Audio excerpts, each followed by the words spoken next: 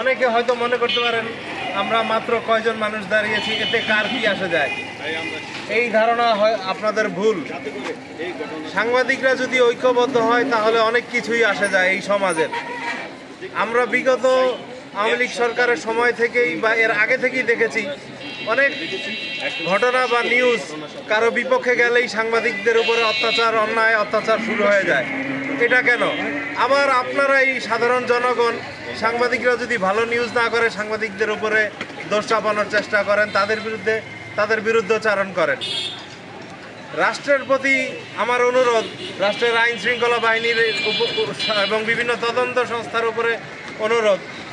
আসাদুজ্জামান তুহিন একজন নির্ভীক সাংবাদিক ছিলেন। তার অনেকগুলো রিপোর্ট আমরা দেখেছি। তিনি অনেক সাহসের সাথে সাংবাদিকতা করতেন।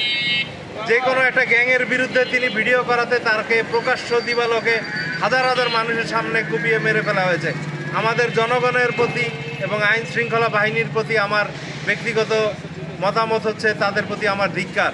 আমরা আজ কেউই এগিয়ে আসি না অন্যায়ের বিরুদ্ধে। এরকম চললে কালকে আমার গায়ে উঠতে পারে, আপনার পরিবারের উপরে হাত উঠতে পারে। প্রতিবাদ জানাই, আমরা দৃঢ় প্রতিবাদ জানাই। আশা করি সমস্ত সাংবাদিক সমাজ এগিয়ে আসবে। ধন্যবাদ। প্রিয় সহকর্মীবৃন্দ, আসসালামু আলাইকুম। আজ আমরা অত্যন্ত দুঃখ এবং ভারাক্রান্ত হৃদয় নিয়ে এখানে উপস্থিত হয়েছি। আপনারা সকলেই অবগত আছেন যে গত 2 দিন আগে গাজীপুরে আমাদের একজন সাংবাদিক ভাই, একজন সহকর্মী জনাব আসাদুজ্জামান তুহিনকে নৃশংসভাবে কুপিয়ে হত্যা করা হয়েছে। প্রিয় বন্ধুগণ, সাংবাদিক সমাজের দর্পণ। সমাজের যত অন্যায়, অবিচার, অত্যাচার, অসঙ্গতি, চাহিদা, বিভিন্ন জিনিস সাংবাদিকগণ ফুটিয়ে তোলেন। সাংবাদিকতায় আহামরি অনেক বেতন, অনেক কোনো ফ্যাসিলিটি পায় না। তারপরেও সহকর্মী বিন্দু, সাংবাদিক বিন্দু বিভিন্ন ঝুঁকি নিয়ে, জীবনের ঝুঁকি নিয়ে, পরিবারের ঝুঁকি নিয়ে বিভিন্ন অসঙ্গতি তুলে ধরেন। কিন্তু আমরা এক এক করে লক্ষ্য করতে পেরেছি যে আমাদের বিভিন্ন সংবাদকর্মী বিভিন্ন জায়গায় লাঞ্ছিত, নির্যাতিত হচ্ছেন।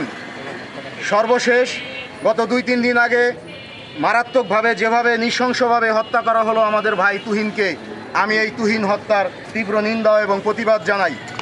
আমরা যতটুকু মিডিয়ার সুবাদে শুনতে পেরেছি, হত্যাকাণ্ডের সাথে জড়িত 5 জনকে গ্রেপ্তার করা হয়েছে।